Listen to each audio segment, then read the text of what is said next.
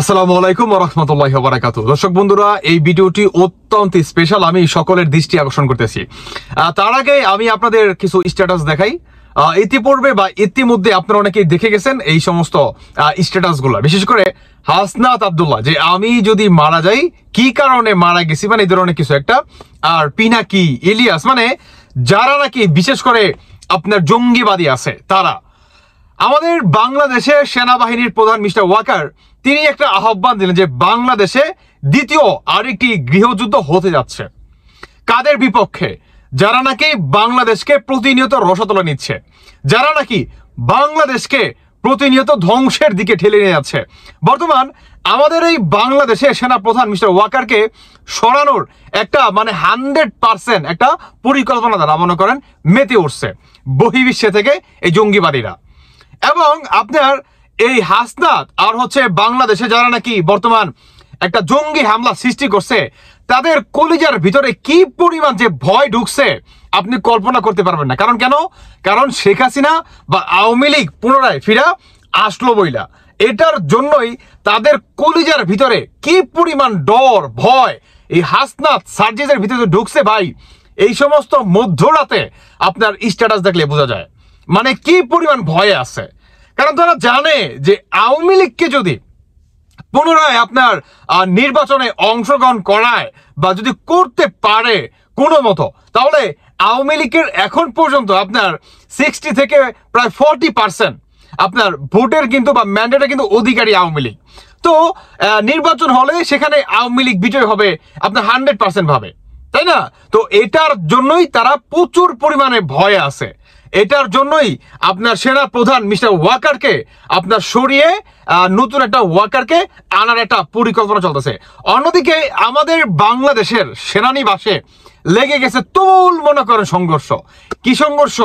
যারা নাকি স্বাধীনতা বিরোধী এবং যারা নাকি মনে করেন তথাকথিত আপনার এই 24-এর স্বাধীনতাকে তারা কলিজার ভিতরে লালন পালন করে, এবং যারা নাকি 71-এর সংবিধান কিংবা 71-এর স্বাধীনতা মনে করেন লালন পালন করে। মানে দুই পক্ষের ভিতরে বর্তমান আমাদের বাংলাদেশের সেনানিবাসে বিরাট একটা তুলপাল মনে করেন সৃষ্টি হয়ে গেছে। তবে এখানে আরেকটা প্লাস পয়েন্ট, সেটি হচ্ছে আমাদের বাংলাদেশের সেনানিবাসে বা সেনাবাহিনীতে সেখানে যে আপনার বড় বড় যে অফিসারগুলা সেখানে সবাই আপনার 71-এর স্বাধীনতা মনে করেন লালন পালন করে, বা জুনিয়র যে সমস্ত আপনার অফিসারগুলো আছে তারা মানে আপনার তথাকথিত মানে তারা আর কি বিশ্বাস করে 24-এর স্বাধীনতা তারা আর কি কলেজার ভিতরে লালন পালন করে। এখন আমাদের বাংলাদেশের এই জঙ্গিবাদীরা মানে সার্জিস হাসনাত তারা বর্তমান শাহবাগে আপনার একটা গণ মিছিল, সেখানে আওয়ামী লীগকে নিষিদ্ধ,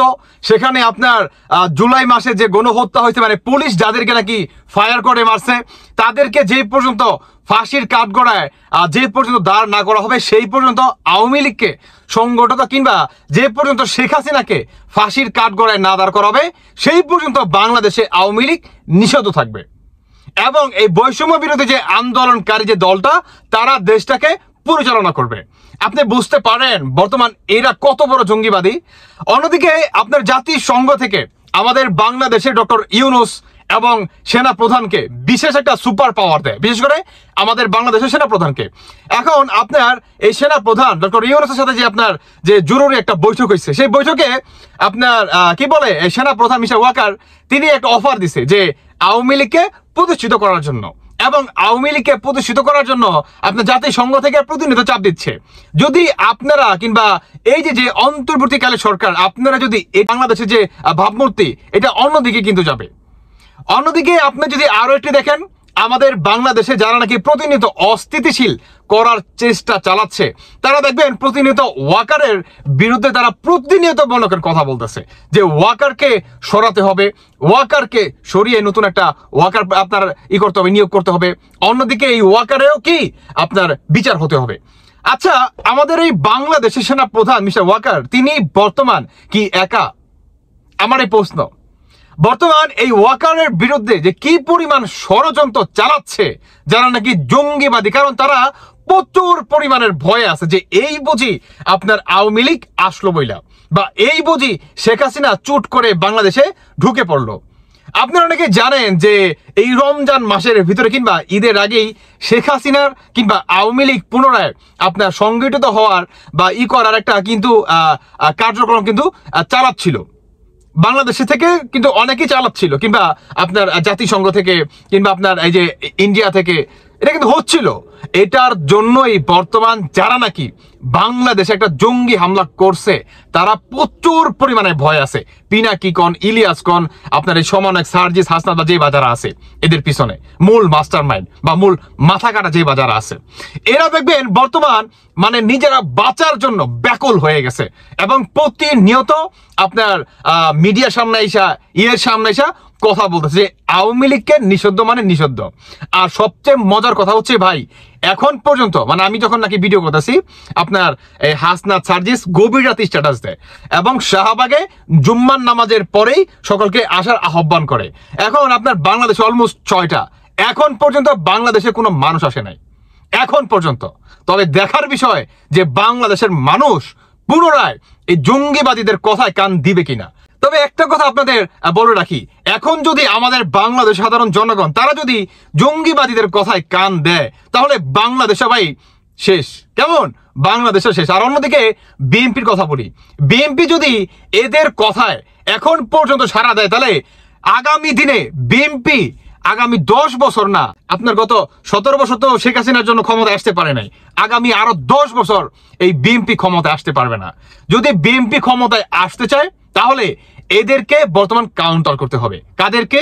এই পিনাকি, এই জঙ্গিবাদীদের কাউন্টার করতে হবে, এদের এগেনস্টে দাঁড়াতে হবে। আর যেই পর্যন্ত এদের এগেনস্টে না দাঁড়াবে সেই পর্যন্ত এই বিএনপির ক্ষমতায় আসাও দুঃস্বপ্ন হয়ে যাবে, এটা আমি বলে দিতে চাই। অন্যদিকে এই আমাদের বাংলাদেশের সেনানিবাসে মানে চারোদিকে আপনার কঠোরভাবে তারা প্রস্তুতি নিয়ে রাখছে, মানে যে কোনো কিছু হলে তারা প্রস্তুত, যদি হয় মারবো নহে মরবো, মানে এই ধরনেরও কি একটা পরিকল্পনায় আমাদের বাংলাদেশ সেনাবাহিনী প্রস্তুত, টোটালি কি প্রস্তুত। তবে দেখা যাক এখন কি হয় আমাদের বাংলাদেশে। দর্শক বন্ধুরা, যাই হোক বাকিটা আপনাদের ব্যক্তিগত মতামত অবশ্যই জানিয়ে যাবেন। তবে হ্যাঁ, আমার শেষ আরেকটি বার্তা, সেটি হচ্ছে এই মুহূর্তে আমাদের বাংলাদেশের সেনা প্রধান মিশা ওয়াকারের পাশে আমাদের দাঁড়াতে হবে, যারা নাকি আমরা স্বাধীনতায় বিশ্বাস করি। ভালো থাকবেন সবাই, আল্লাহ হাফেজ, আসসালামু আলাইকুম।